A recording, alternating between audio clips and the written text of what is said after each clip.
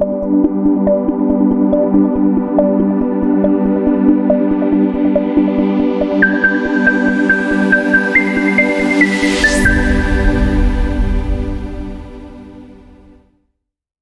saben el gusto que me da recibirles en este arranque de la 8ª temporada de Revolución Democrática 2.0. Sean bienvenidas y bienvenidos. La más contenta de arrancar de esta manera definitivamente soy yo, porque tengo el honor, el placer de volver a estas grabaciones presenciales, y vaya de qué manera lo estamos iniciando con esta gran compañía. Les agradezco mucho que estén aquí, de verdad, muchas gracias Rafa, doctora Unzueta, Edgar, de verdad les agradezco mucho que estén aquí. El día de hoy vamos a arrancar con un tema que yo estoy segura que allá donde ustedes están lo han visto en redes sociales, lo han visto en las noticias. Vamos a estar hablando acerca de este tema de la militarización, que es lo mismo que militarismo, qué pasó con la propuesta, se van a quedar, se van o no. De todo eso vamos a estar platicando el día de hoy. Esta ley de la Guardia Nacional y Seguridad Pública que le otorga a la Sedena el control tanto administrativo como operativo de esta Guardia Nacional, pues que fue creada justamente como una fuerza para bajo mando civil. También vamos a estar hablando sobre justo la propuesta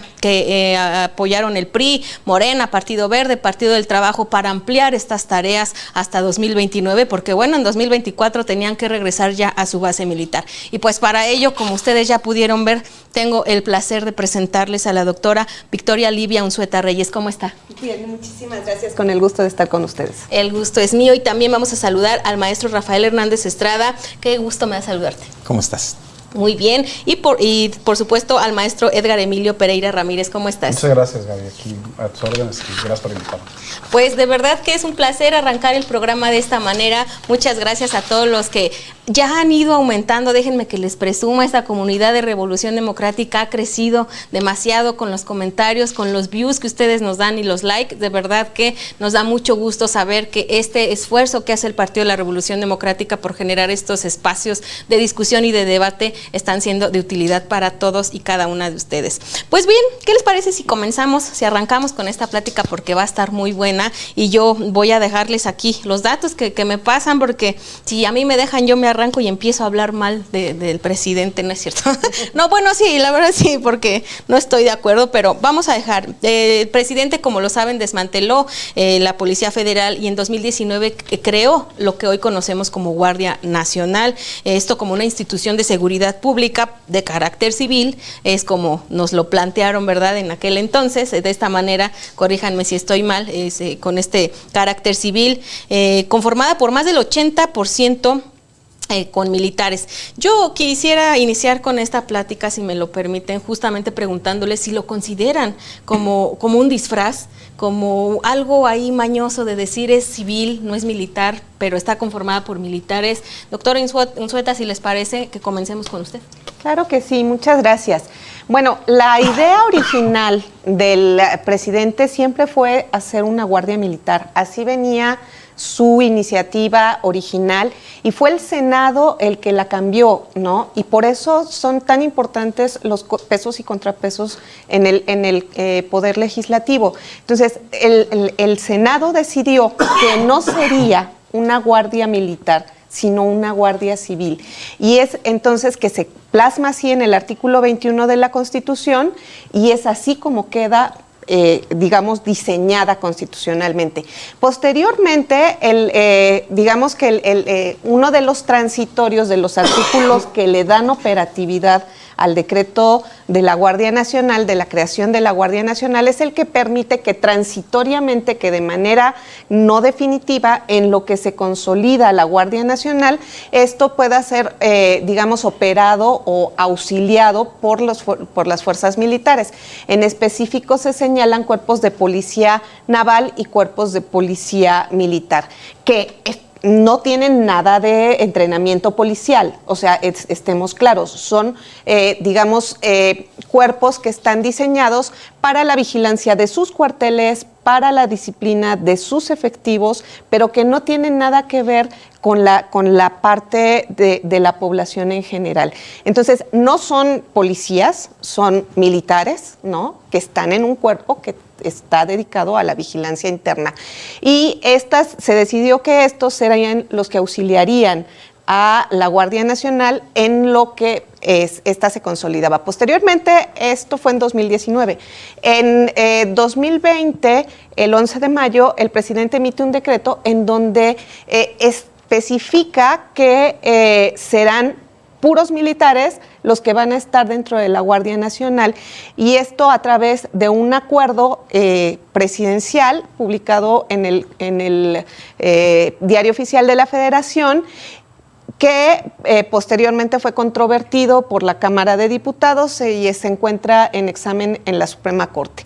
Esto debía de haber sido ya resuelto por la Corte desde hace 2 o 3 periodos por lo menos, pero pues la verdad es que la Corte no ha querido entrarle, no ha querido decidirse a dar una posición en este sentido, y ahorita lo que tenemos es una Guardia Civil en la Constitución y una Guardia Nacional militar en los hechos. Muchas gracias, doctora. Edgar, a 3 años de este suceso, ¿cómo calificarías el desempeño? ¿De verdad ha servido como para pedir que se alargue?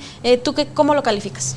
Yo creo que los problemas del país, si bien es cierto, algo que sostiene el presidente es pues, que la crisis de seguridad de este país no nació con él, ¿no? Ese es un problema histórico. Sí, y hay que reconocerlo, que es una crisis social, que entenderlo, ¿no? Claro. Que viene de un proceso de profunda descomposición social. Y que esa profunda descomposición social se trató de atacar en distintos momentos. En un momento Calderón con una mala estrategia, declarando una guerra sin una estrategia, ¿no? A una reacción, metiendo las Fuerzas Armadas sin este proceso de objetivos claros, de protocolos, ¿no? del respeto a los derechos humanos.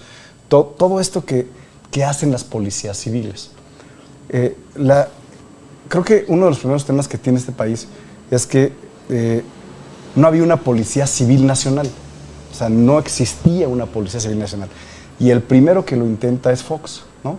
Con Zedillo a finales con los que eran los PFEPOS, la PFP, ¿no? Que era la Policía Federal Preventiva, que son los primeros, la primera policía federal civil, ¿no? Que tiene tareas específicas, no solamente de seguridad pública cotidiana, que eso es lo que hace el policía en la esquina, que le roban la bolsa del mandado a una señora y el policía va y corretea. Eso es lo que hace la policía civil, ¿no? La que está resolviendo el día a día de la seguridad cotidiana. La Policía Nacional a lo que se tendría que dedicar es a los delitos de alto impacto, a lo que le pega a lo que desmembra el tejido social, ¿no? A estos delitos de alto impacto. ¿Y cuáles son los delitos de alto impacto? Pues bueno, el narcotráfico, el secuestro, todo esto que necesita una intervención directa, preparada, con estrategia, con una policía preparada, claro, ¿no? Bien pagada, y que ese proceso, que fue un proceso que empezó en 1999 con este tema de la PFP y que culminó, que ahora tenemos la Guardia Nacional. A partir del 2018, esa policía civil que se intentó hacer se militarizó. Es decir, la Policía Federal de Caminos, que era un brazo distinto que tenía bajo su resguardo las autopistas, las carreteras, el tránsito, todo eso, garantizar, incluso fue absorbida por la Guardia Nacional, pero además muchos de los activos de la policía que ya venían de un proceso de certificación, que ya venían de un proceso pues de experiencia acumulada con los distintos ensayos de policía que se tenían, fueron separados. ¿Y quiénes entraron? Pues militares, ¿no? Entonces, cambia la visión. Efectivamente, la tropa no ataca sin órdenes, ¿no? Eso es cierto. La tropa no va a atacar sin órdenes y tampoco los mandos militares van a decir quién dio la orden de desaparecer a los Ayotzinapa en el cuartel, ¿no? Sin que se los diga quién se los tiene que decir, ¿no? Entonces, tenemos un problema. tenemos una policía militarizada, con mandos militares, que no ha dado ningún... o sea, las tasas de homicidio van al alza, tenemos una terrible crisis en desaparecidos, la tasa de feminicidio va a la alza, no hay ningún impacto, ¿no? O sea, los delitos que le pegan a la gente, de alto impacto y que le pegan al tejido social, ahí sí. Y van en ascenso. Entonces, tu diagnóstico es que no ha tenido un buen resultado. No creo que no ha tenido resultados. Ni bueno siquiera, no Sí, lo sí, ha sí. tenido. No ha tenido malos resultados, pero no ha tenido resultados. Ni uno ni otro, ¿no? Rafa, esta militarización de la policía, sin duda yo considero que pone en riesgo los derechos humanos, pero yo quiero saber tú qué opinas. Sí, claro, como ya lo mencionó la doctora Unzueta, va en contra de lo que dice la Constitución, que establece que las instituciones de seguridad pública son civiles, por un lado, y por otro, establece que el ejército y en general las Fuerzas Armadas no pueden realizar en tiempos de paz más que tareas propias de su área, que es la defensa de la soberanía nacional. Entonces, es un problema el que se dedique a las fuerzas castrenses, a la seguridad pública, porque las fuerzas castrenses no son instituciones hechas para indagar, para interrogar o para forjar una acusación ante un juez, como lo tiene que hacer la policía en conjunto con el Ministerio Público, que también es civil, debe ser civil. Y entonces eso implica el que se encargue a los militares de esas tareas, implica graves riesgos para los derechos humanos, comenzando por la presunción de inocencia, pero para cualquier otro derecho humano que está expuesto a una arbitrariedad, en este caso de la milicia. Y se partió en este recuento al que nos invita el maestro Edgar, se partió de un diagnóstico que fue que las policías municipales y estatales no funcionaban o en algunos casos colaboraban con los delincuentes por corrupción o por infiltración. Pero ese es un diagnóstico errado, no en cuanto a que estuvieran infiltradas o corruptas, sino que es errado porque se pensó, o alguien pensó en aquellos tiempos, en que no era el caso del ejército, cuando el ejército también tiene esas circunstancias de corrupción y de infiltración. Bueno, recordemos casos paradigmáticos como el de los generales Acosta Chaparro, que participó en la guerra sucia persiguiendo a disidentes de izquierda y a guerrilleros, con malas artes, malas mañas, violando derechos, desaparición forzada y ejecuciones extrajudiciales incluidas, y después fue sentenciado en el año 2002 por narcotráfico. El caso del general Rebollo, más reciente, sí, que era el encargado, era el zar de la lucha contra el narcotráfico. Muy bien, era el aliado, ¿no? Y era un empleado. Era el empleado, claro. Del llamado sí, Señor de los Cielos. Sí, imagínate. Que era el jefe de los narcos en aquel entonces.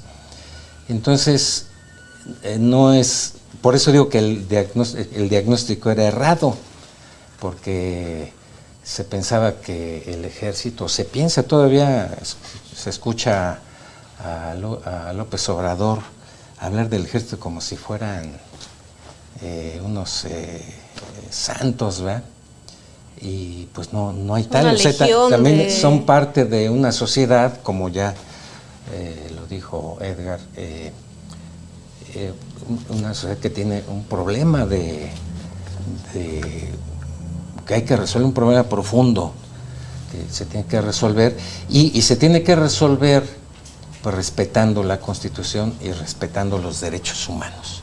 Y eso quiere decir, se tiene que resolver refundando a la policía, a las policías municipales, a las policías estatales, a la policía federal también, y dando la orden al ejército de que regrese a sus cuarteles a cumplir sus funciones. Sí, y sobre todo mantener, por supuesto, en su lugar la jerarquía que tiene tanto el Estado como el Poder Legislativo, el Judicial, o sea, mantener nuestros tres órdenes, porque yo sí veo un riesgo muy grande de que le digamos adiós porque lo quiere como hacer uno solo, y entonces sí estaríamos ante un escenario muy autoritario y muy grueso y muy cañón, que la gente tendría que estar pendiente y tendría que entenderla. Doctora Unzueta, yo la veo con ganas de contarnos. No, usted échele, por favor, porque yo sé que tiene, yo veo que anota cosas, pero no alcanzo a ver, y yo quiero que me diga porque yo no alcanzo a ver. Sí, dos cosas. En el recuento que hacía Rafa, el asunto de los GANFES y los GAFES, que eran cuerpos mega especializados de la Marina, que completitos se pasaron a la delincuencia organizada y dieron origen a los Zetas. Así es. ¿No? Entonces, o sea, ese es el riesgo real.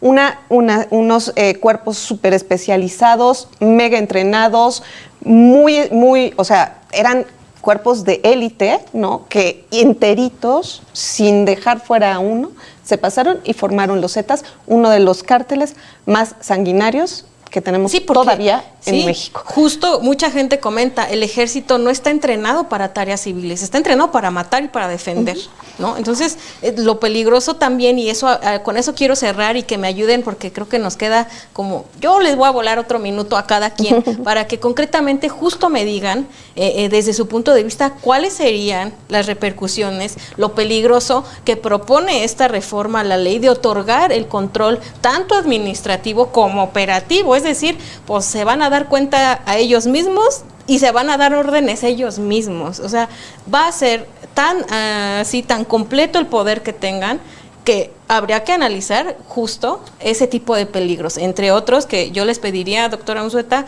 que nos comentara a razón de un minuto cada quien, para que luego no nos diga producción que no les hago caso.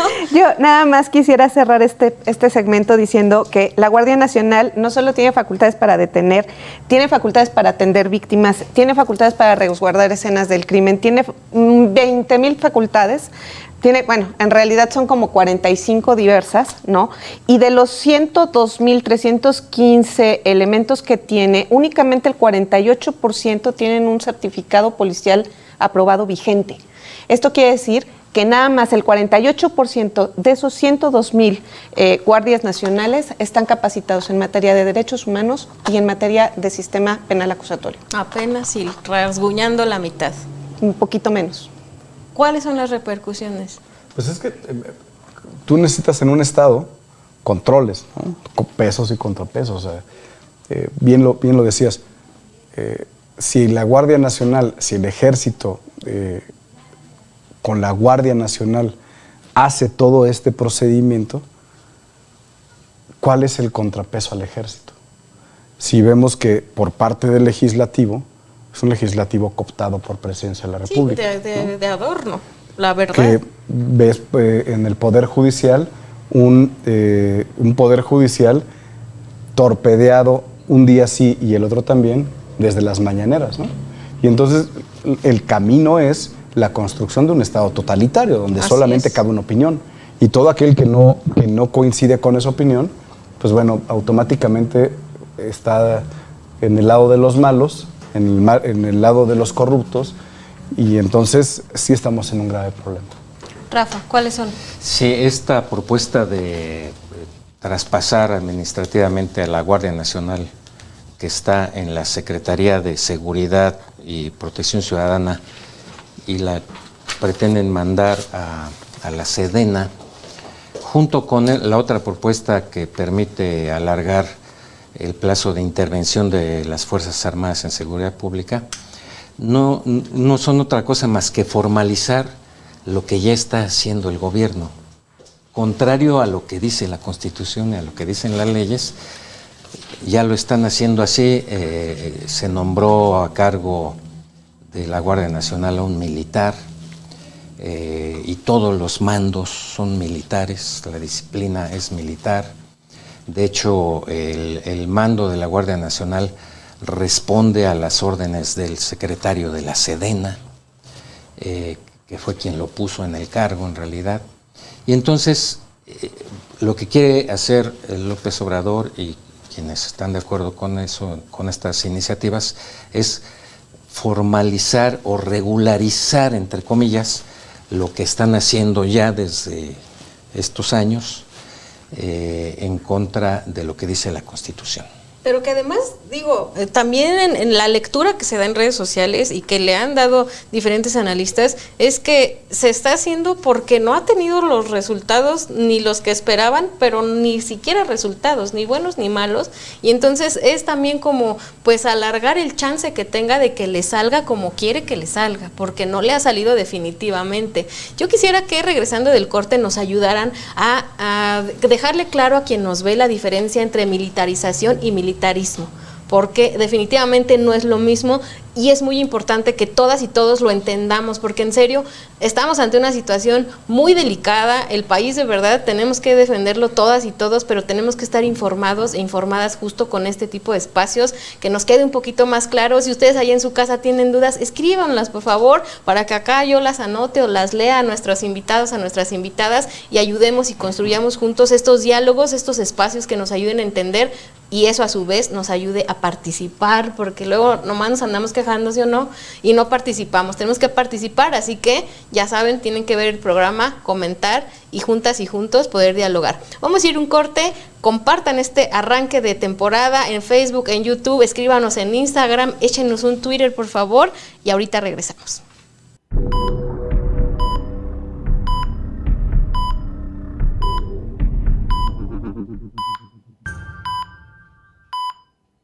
Doctores, el país sufre un cáncer, tiene inseguridad pública, ha invadido casi todo su cuerpo, principalmente sus partes estatales. Guanajuato, Michoacán, Baja California, Estado de México, Jalisco y Chihuahua están en estado crítico. Ayúdenos a salvar a este paciente. No, hombre, ya no tiene control del 40%. No, yo digo que más, Está bien jodido. Porque... No, sí tiene como el 70% está capturado, ¿eh? El cáncer ya se le metió en todos lados. Pero esto requiere acciones urgentes, evidentemente. Pero no le veo por dónde, ¿eh? Bueno, tal vez, yo creo que la única que tenemos que hacer es como que erradicar, tendríamos que amputar, quitar en el 70% del cuerpo, pues yo creo que la corrupción. Sí, es que es una metástasis de ineptitud de la procuración de justicia, de la impartición, de la impunidad y de la corrupción de muchas partes. Mira, están bien corruptas muchas partes ahí. Y me preocupa que la única medicina que le han dado es el militarismo. Híjole, y luego le cortaron las manitas, mira. Le cortaron, no puede hacer nada el Estado desde lo civil. Los militares le cortaron las manitas al... Híjole, ¿qué le vamos a hacer con ese cuerpo? Sí, yo creo que ese remedio más bien lo ha afectado en lugar de curarlo. Estamos de regreso en este arranque de temporada, octava temporada de Revolución Democrática 2.0. Gracias por ver este programa, por compartirlo, por ocupar esta herramienta que el Partido de la Revolución Democrática hace posible, que impulsa estos espacios de diálogo, de debate, porque aquí luego se pone bueno, luego no estamos de acuerdo en todo y ustedes han de ver, pero la mayor parte del tiempo estamos de acuerdo porque siempre es en pro de que ustedes participen, de que ustedes se informen y de que tengan la información un poquito más objetiva y más clara, más legal, con los pelos de la burra en la mano, decía mi abuelita, porque aquí la información que nos dan nuestros y nuestras especialistas viene derivada de todo un estudio y de todo un análisis. Hoy estamos hablando sobre la militarización del país, sobre esta propuesta de reforma de Andrés Manuel López Obrador, y justo les decía yo antes de irnos al corte, Rafa, si nos ayudas antes de analizar cómo va a ser esta administración, si las aduanas, si no, dejemos claro cuál es la diferencia de militarización y de militarismo. Bueno, se habla de un proceso de militarización, no solo de la seguridad pública, sino de muchas funciones civiles.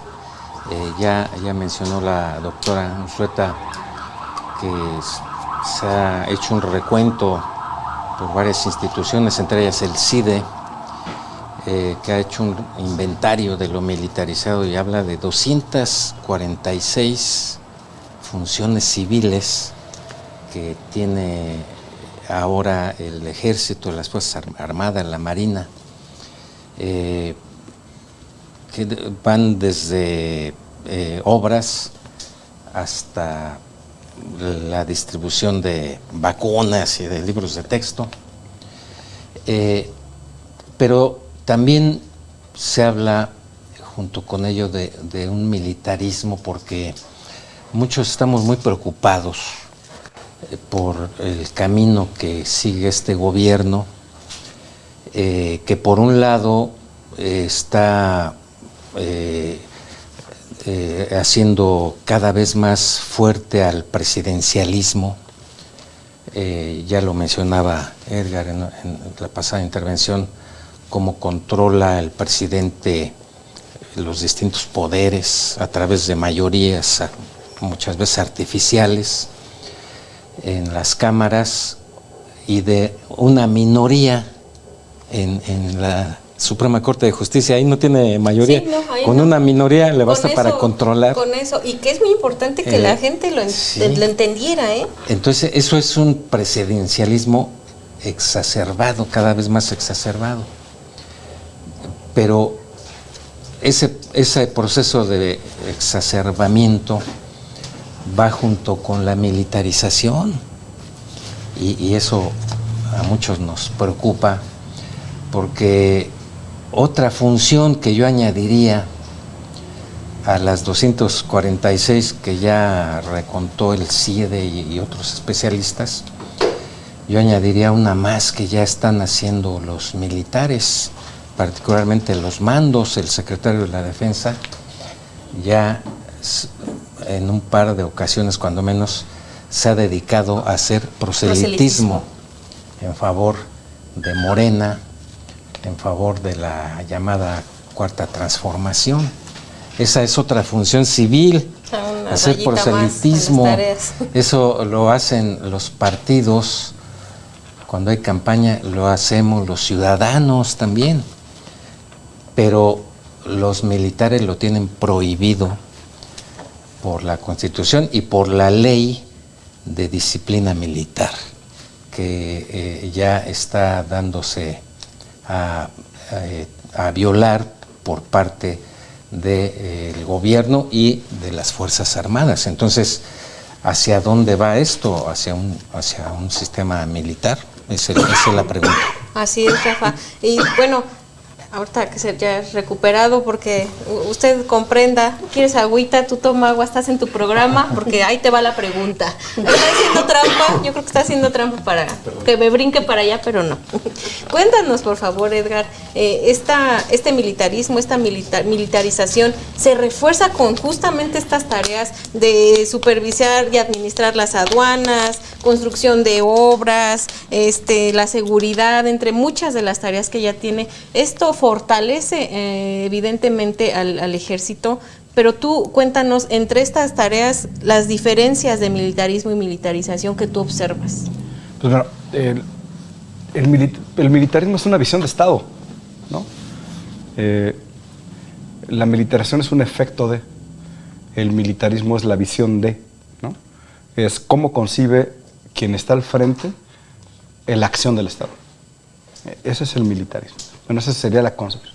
Entonces, ¿qué es lo que está planteando el presidente de la República con esto que hacía el recuento, Rafa, a través de lo que el CIDE contabilizó de la captura del Estado, de las funciones de la captura del Estado que estaba antes en manos de los civiles, ¿no? Y que ahora está en manos de los militares, ¿no?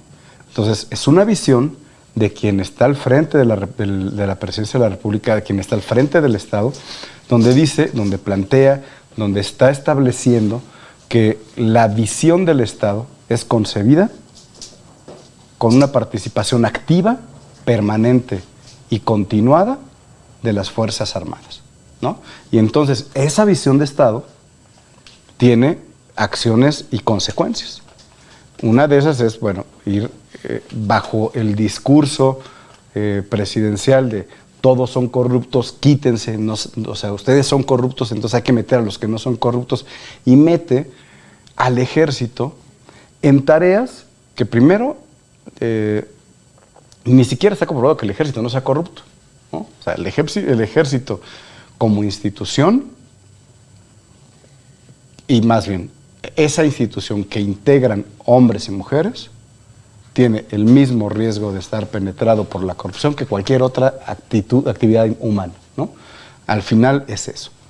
Pero además, ni siquiera son más efectivos, ni siquiera son más eficientes, ¿no? No, ni siquiera es. Sí, porque a lo mejor valoraríamos, ¿no? Que de veras dijeras, no, pues sí, en estos 3 años que llevan ya no la tasa de homicidios va para abajo. O la corrupción desapareció. Dijera, ¿no? Bueno, pues valoraría, o sea, ya desapareció la corrupción, claro. Ya tenemos al militar que está a la entrada del puente internacional Lincoln 2 en Nuevo Laredo y ya no le roba a los migrantes, ¿no? Exacto. O sea, no es cierto, o sea, la corrupción está actuando. El tema es que esa visión de Estado, utilizando a las fuerzas armadas en tareas en tareas civiles, lo que está haciendo es perpetuar una visión de una persona que concentra el poder. Y que concentra el poder para sí mismo a través de mecanismos absolutos, totalitarios, ¿no? Y que construye a su alrededor una visión de Estado distinta a la que nos ha llevado años, luchas democráticas, muchas etapas en este país, intentar hacer un Estado democrático abierto, civil, de transición, ¿no? Así es. Doctor Unzueta, muchas gracias, Edgar. Todo esto que estamos analizando definitivamente va a repercutir en la democracia de nuestro país. Hablábamos del peligro de que se volviera totalitario, de volvernos a estar ante un escenario de esa magnitud. ¿Cómo desde su perspectiva es que esto vendría a afectar la democracia en redes sociales? Porque yo me meto a ver la gente qué opina, sin a lo mejor tener todo el contexto, sin entenderlo. Hablan hasta de un golpe de Estado que pudiera ser peligroso. La democracia definitivamente pues ya nada más quedaría en nuestros libros de texto y en nuestra memoria. ¿Usted qué opina? ¿Cómo se afectaría? Sí, yo creo que hay 3 vertientes en cómo esto lo podemos ver. La primera es, todos los ejércitos profesionales del mundo no se meten en política. Cuando en América Latina tuvimos los golpes de Estado, era porque los propios militares intervenían dentro de la política, dentro de la dinámica política de sus países. Y con base en el concepto de seguridad nacional, entonces ellos establecían, estos son los peligrosos y estos son los buenos, estos son los malos y estos son los buenos. Y generaban las condiciones para hacerse el poder. Este es un riesgo que es evidente mientras vemos al secretario de la Defensa decantarse básicamente por un proceso, por un partido, ¿no? Político. El otro riesgo que yo veo es básicamente que al tú fortalecer las acciones que están llevando a cabo las Fuerzas Armadas, trasladarles todas las acciones, todas las 246 actividades que se hacían por las instancias civiles, lo que tú estás haciendo es debilitar toda la parte civil. O sea, tú no estás fortaleciendo, tú no le estás quitando las actividades para que ellos se profesionalicen, se preparen y entonces vuelvan a hacer las cosas. Al contrario, en el caso, por ejemplo, de la seguridad pública, se le está trasladando toda la responsabilidad a la Guardia Nacional, se está dejando sin construir las policías, sin profesionalizarlas, se les está dejando sin recursos, ¿no? Se quitaron los recursos del Fortaseg y en el próximo presupuesto, por ejemplo, tenemos 62,000 millones de pesos para la Guardia Nacional y 8,000 para 400,000 policías estatales y municipales. La diferencia es abismal. No hay un parangón. ¿no? Entonces, el debilitamiento intrínseco de las funciones civiles que se trasladan a los militares es parte del proceso de militarización. Y por último, este proceso de asimilación de actividades de actividades civiles por parte de los militares también trae un ejercicio extra de recursos. Es decir, no solo son los recursos que se le están destinando dentro del presupuesto a las Fuerzas Armadas, que han ido en aumento, o sea, te pongo un ejemplo, en 2017 más o menos el presupuesto de la Secretaría de Marina andaba por los 21 mil millones de pesos, ahorita tiene 41 mil, prácticamente se ha duplicado, ¿no? Es el mismo caso en el caso de la Secretaría de la Defensa, pero eso no es lo preocupante. Lo preocupante es que, por ejemplo, por convenios, de 2009 a 2021, en obras públicas federales, la Sedena ha ejercido 4.183 millones de pesos y por obras estatales 1.521 millones de pesos. En política social, 2.038 millones de pesos. En protección al ambiente, 1.542 millones de pesos. En seguridad pública, 65.877 millones de pesos. Y de las entidades federativas, 663.819 millones de pesos. Y esto te da un total en 12 años de 738.980 millones de pesos.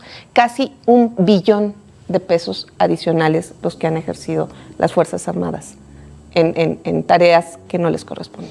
No, y fíjese que todo lo que nos está compartiendo estos datos me lleva justo a la siguiente pregunta que les quiero hacer a los tres sobre esta propuesta de reforma a la ley que propone entregarles este poder administrativo y operativo, porque bueno, también habría que analizar esta parte, como usted dice, no se capacitó a la policía, o sea, no se está usando este tiempo como un, bueno, mientras nosotros militares hacemos su chamba, pues ustedes dedíquense a capacitarse, a generar táctica, estrategia, para que cuando nosotros tengamos que volver a nuestro cuartel, ustedes estén listos para continuar con la tarea. No se les está preparando. Entonces, ¿es viable devolver al ejército a su cuartel y regresar a una policía que no se preparó, que no hizo absolutamente nada? Les pregunto esto porque la propuesta justo de esta reforma es ampliar hasta 2029 la presencia del ejército en estas tareas. Yo quisiera,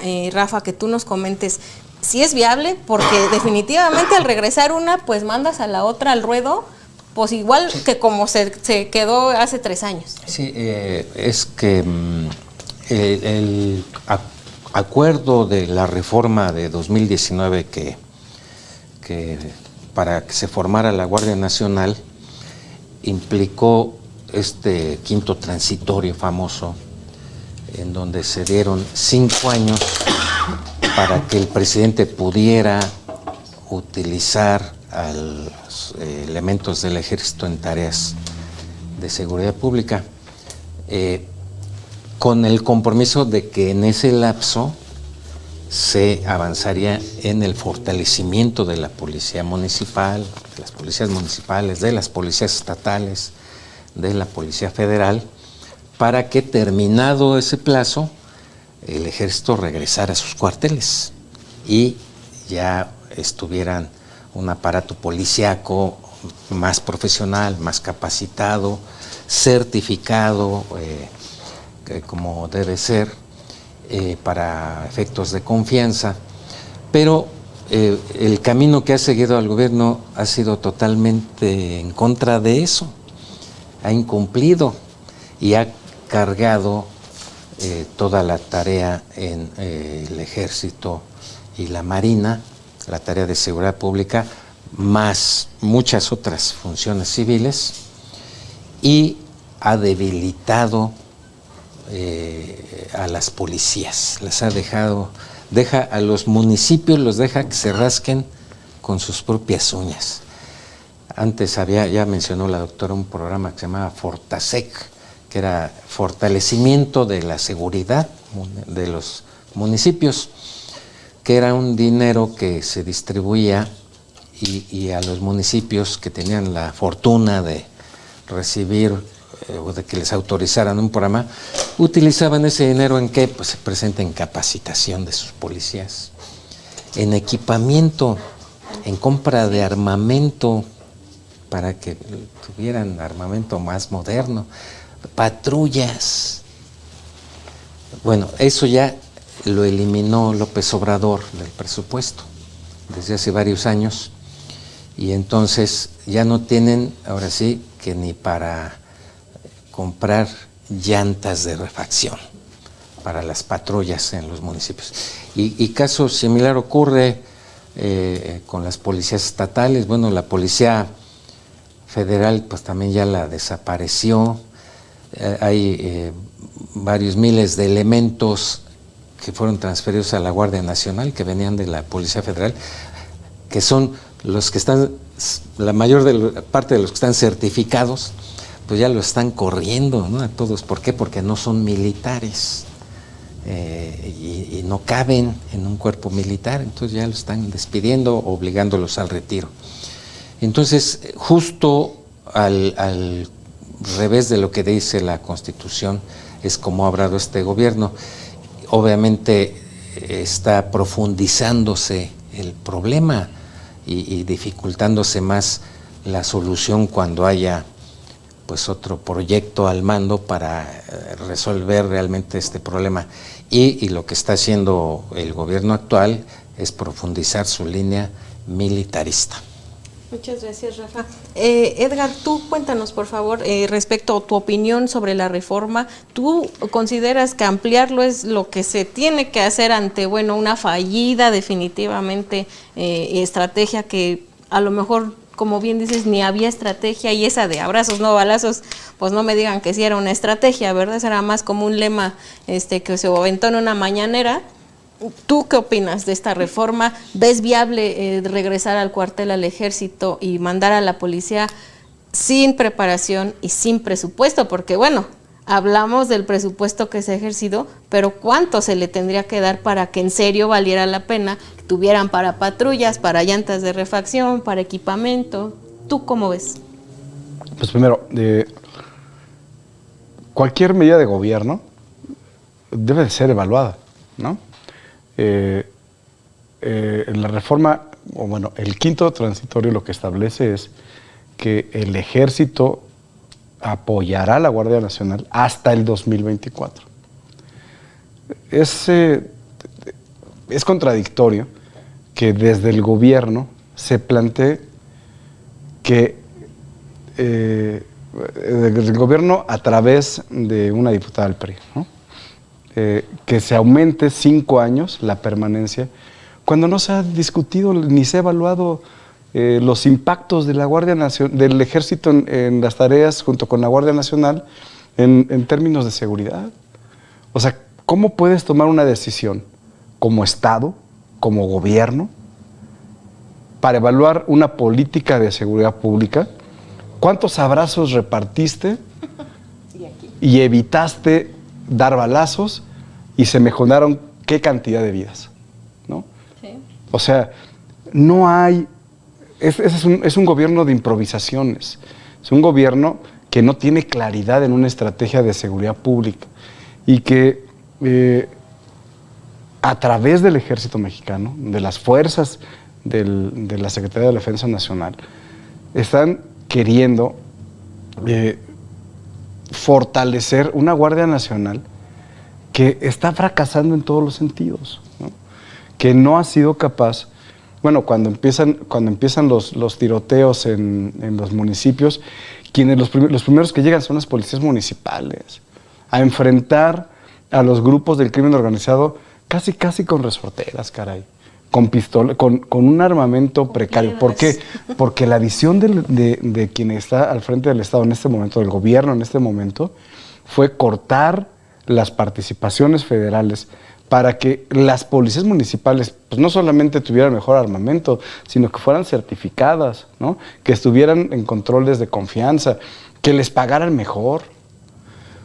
Y entonces cuando tú ves eso, cuando no hay ningún mecanismo de evaluación y que la Guardia Nacional no está actuando de manera frontal contra el crimen organizado, pues entonces no es cierto que tengamos avances. Y entonces, pues, si no hay una evaluación, ¿cómo vas a ampliar el periodo de participación del Ejército con la Guardia Nacional si no has hecho ningún mecanismo de evaluación?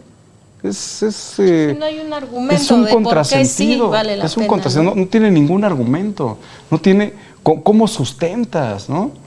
El problema entonces es que no es un tema de seguridad pública, como lo decía bien Rafa. Entonces no es un tema de seguridad pública, es un tema de visión de Estado, de lo que tiene que hacer desde el gobierno y con quién de quién se va a ocupar para poder seguir en el gobierno, ¿no? Y entonces ahí sí tenemos un gran problema, porque estamos caminando la historia, dicen que la historia no es cíclica, pero nos da enseñanzas y nos da elementos para poder percibir etapas de la historia que se presentaron, momentos en la historia que se presentaron y que estamos volviendo a ver con un tema de la participación de militares en la vida civil, y que cada vez le está tomando más y más y más y más cancha a los civiles. Y entonces al rato la vida pública va a estar copada por militares, y quien absolutamente haga todos quien ejerza la acción de gobierno será un militar. Entonces los militares tienen una visión distinta de conforme civil y métodos distintos, ¿no? Entonces creo que ahí está el tema. Muchas gracias, Edgar. Doctor Unzueta, me gustaría cerrar este segmento con su opinión al respecto. Sí, yo quisiera hacer énfasis en la fecha, porque no es una fecha aleatoria. O sea, la fecha estaba diseñada, los 5 años que se daban estaban diseñados para no imponerle al siguiente gobierno una política de militarización. Entonces, o la participación de las Fuerzas Armadas, y que fuera decisión del siguiente gobierno si utilizaba o no a las Fuerzas Armadas, ¿no? Lo que estamos viendo es ya una decisión transeccional que está afectando las políticas de otro gobierno que no sabemos quién va a ser, ¿no? Y eso me parece muy grave. O que a lo mejor ellos sí saben, ¿no? Y ya saben, o ya se sienten muy seguros de quién va a ser. ¿No? De todas maneras, me parece que es una cuestión de mínimo respeto, ¿no? Claro. Entonces, esa era la lógica de los 5 años. Si analizamos, porque se ha hablado mucho del 5º transitorio, pero no se ha hablado del 7º, que es justamente lo que decía Rafa hace rato. O sea, el 7º transitorio sí está obligando al gobierno a hacer una evaluación de las policías, a meterles dinero y a hacer un diseño de desarrollo policial que tendría que estar, estatal y municipal, que tendría que estar al parejo con la participación de las Fuerzas Armadas en una relación, digamos, inversa, ¿no? Entre más desarrollo de las policías, menor participación de las Fuerzas Armadas. Entre menor desarrollo de las policías, evidentemente hay más participación de las Fuerzas Armadas. Entonces, particularmente en materia de seguridad pública. Entonces, me parece que es importante no perder de vista que están tomando decisiones transeccionales, y me parece también evidente que sí nos va a llevar un buen tiempo formar policías profesionales certificadas y sin delincuencia organizada. Pero si no empezamos, nunca vamos a llegar. Correcto. Pues así vamos a cerrar este segundo segmento para dar paso ya al tercero, al último, pero de verdad los invito y las invito a que compartan el programa, que lo comenten, que nos escriban en Facebook, en YouTube, en Twitter, en Instagram, que nos manden una foto si quieren de que están viendo el programa, que nos están viendo, y sobre todo sus opiniones al respecto. ¿Ustedes cómo ven? ¿Consideran necesaria la presencia de los militares en la calle? ¿Se sienten en peligro? ¿Sienten que se van a violar sus derechos o no? Nos importa mucho saber ustedes qué opinan al respecto. Vamos a ir rápidamente a un corte y ahorita regresamos.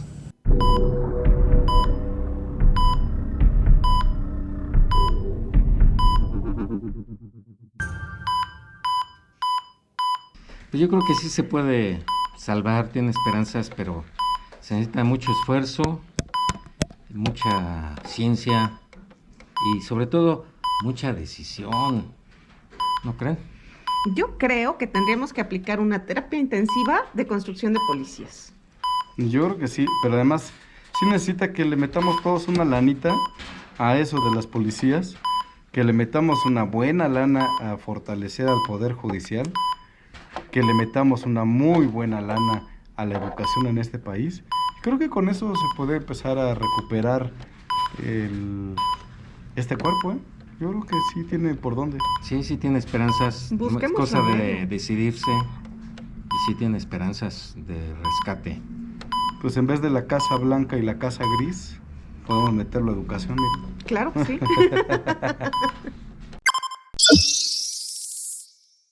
Lamentablemente se nos terminó el programa del día de hoy, este arranque de la 8ª temporada de Revolución Democrática 2.0, pero bueno, pues vamos a concluir, ya escuchamos los análisis de quien nos acompaña el día de hoy, quien nos hace el honor de arrancar este programa.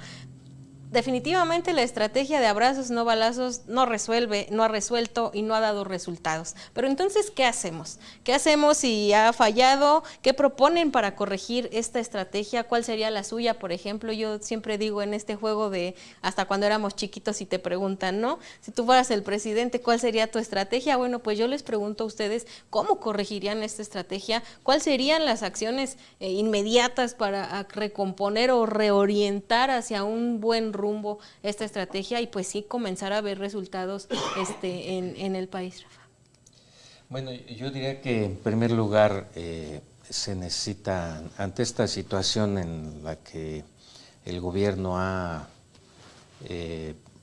metido al ejército y a los cuerpos castrenses en toda una serie de tareas civiles, comenzando por la seguridad pública, se necesita que haya una vigilancia civil, que esté, que desde los aparatos de gobierno y desde la propia sociedad haya supervisiones.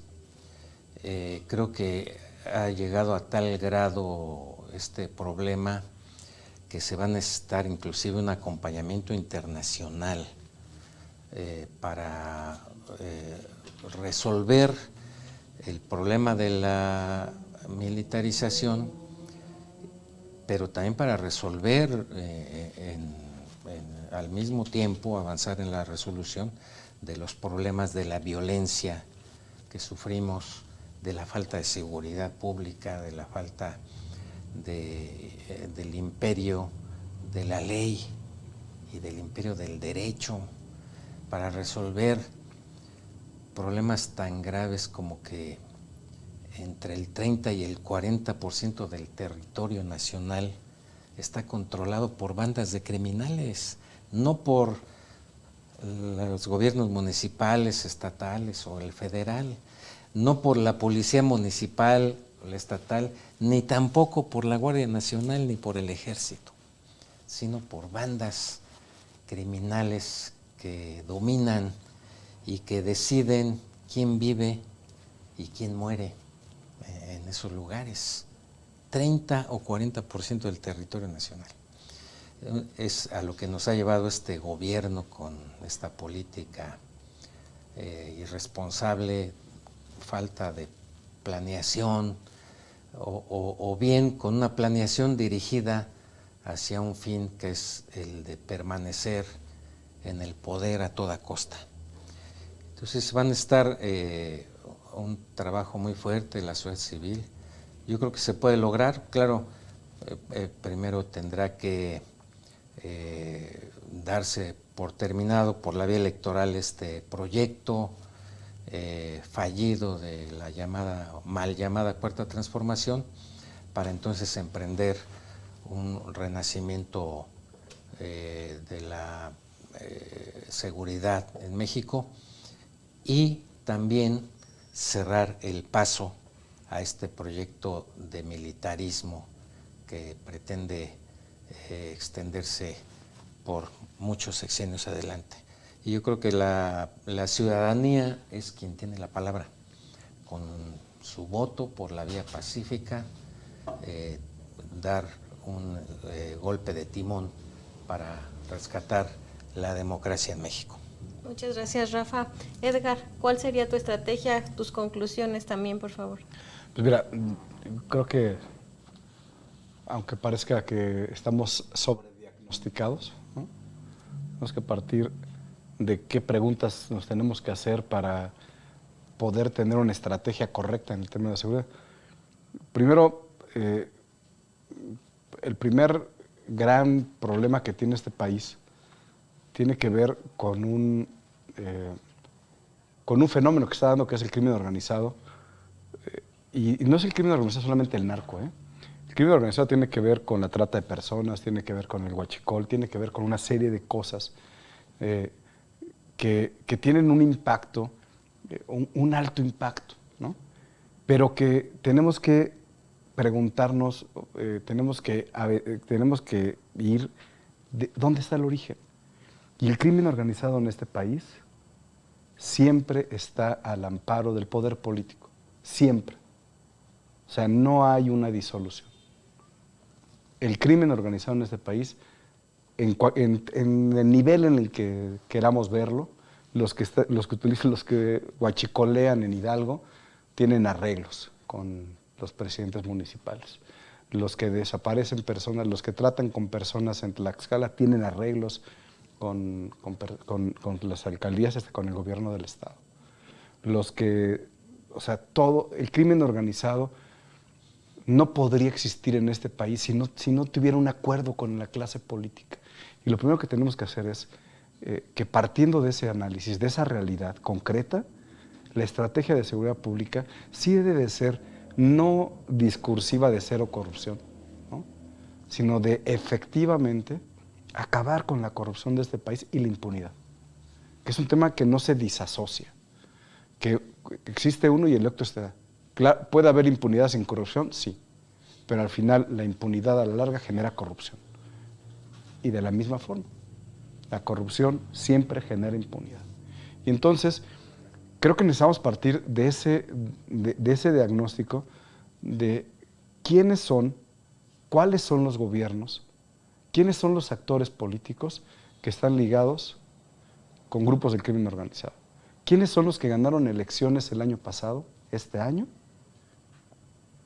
al amparo de grupos del crimen organizado? Y están en Morena.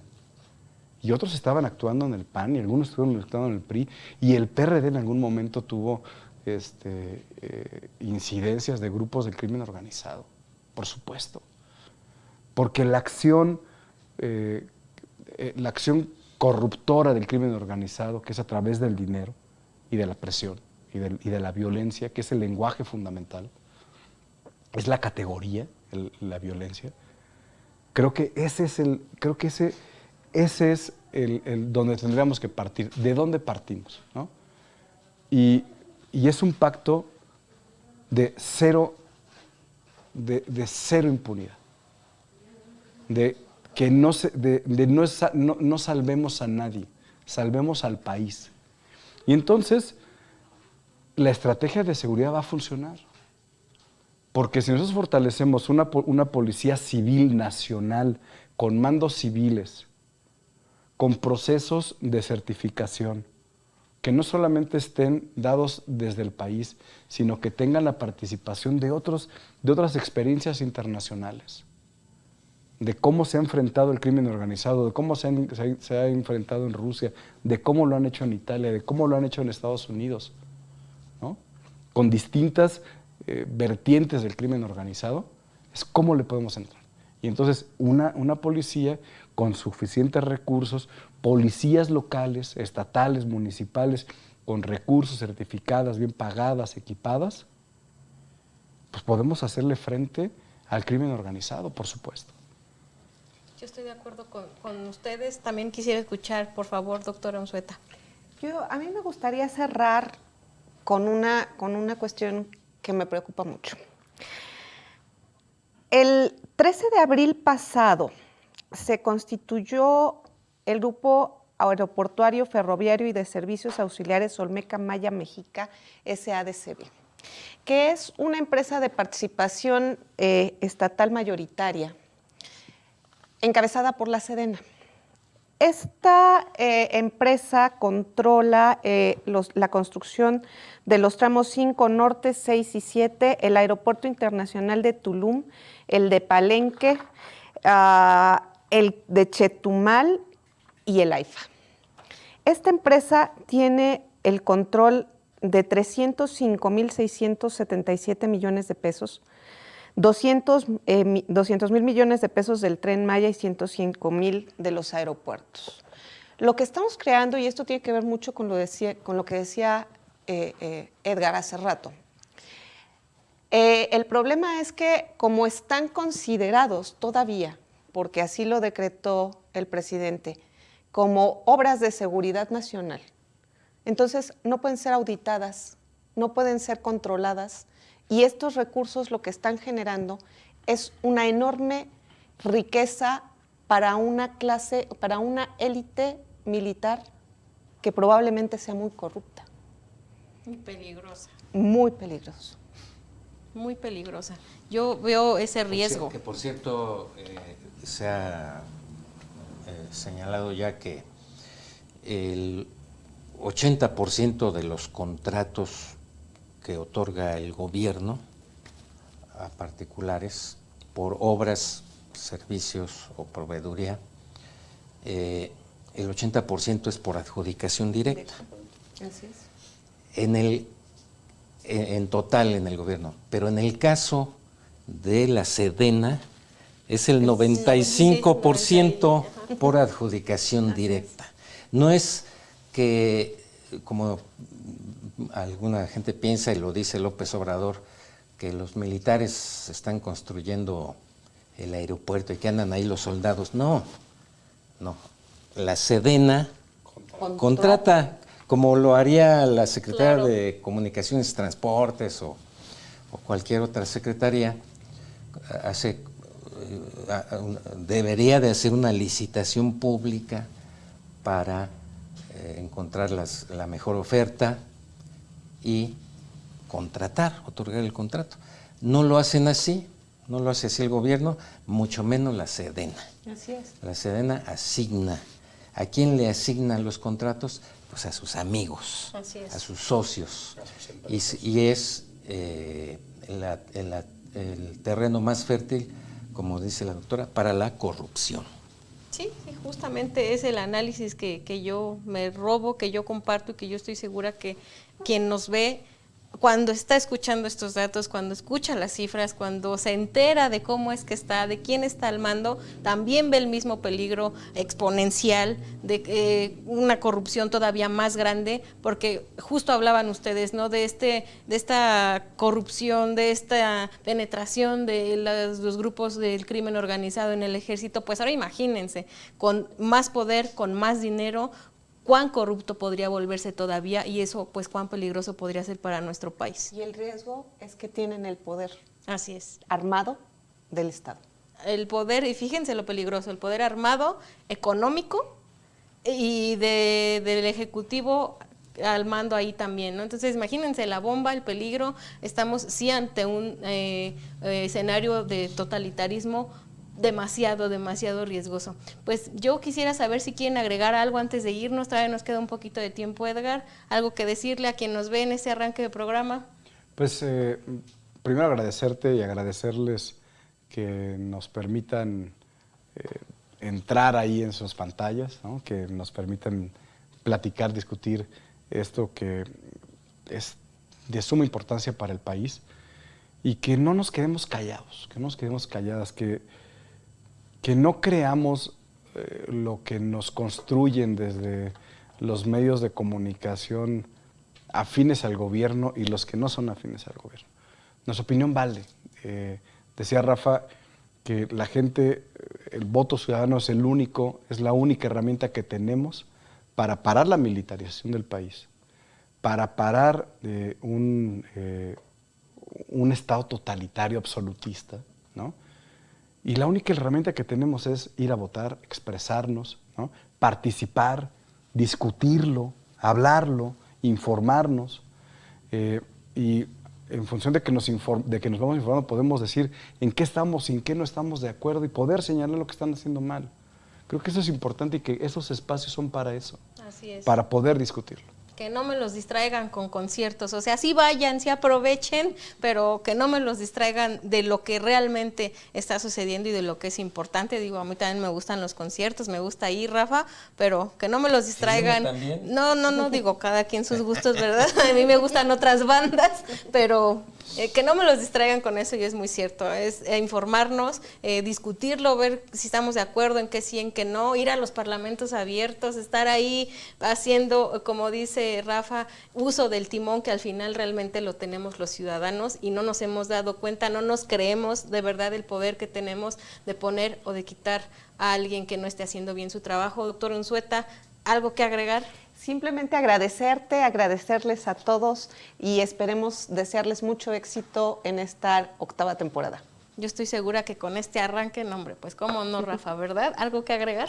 Muchas gracias por la invitación y una felicitación al equipo de Revolución Democrática 2.0 por estos esfuerzos. Pues muchas gracias, de verdad, a los tres. Les agradezco enormemente que nos ayuden a arrancar de esta manera el programa. De verdad, su conocimiento, las aportaciones, las cifras, el análisis, la visión y los puntos de vista, estoy segura que me ayudan a mí principalmente, porque yo soy la que siempre digo, la ganona que escucha y aprende de todos y todas nuestras invitadas, pero estoy segura que allá en su casa a ustedes también les ha de hacer cambiar un poquito su perspectiva, les amplía el conocimiento y la información para que a la hora de participar decidamos bien, dirijamos bien el timón hacia donde debe de dirigirse. Les agradezco mucho, muchas gracias por este arranque de temporada, a todo el equipo de producción, al Partido de la Revolución Democrática que nos permite estos espacios y hacer estos esfuerzos para todas y cada uno y cada una de ustedes. Los veo en el próximo programa, los veo en YouTube, los veo en Facebook, ahí nos escriben, nos comentan. Muchas gracias, yo soy Gaby Juárez, como siempre, un placer, y qué placer ya estar en este modo presencial. Muchas gracias de verdad a todas y cada una de ustedes.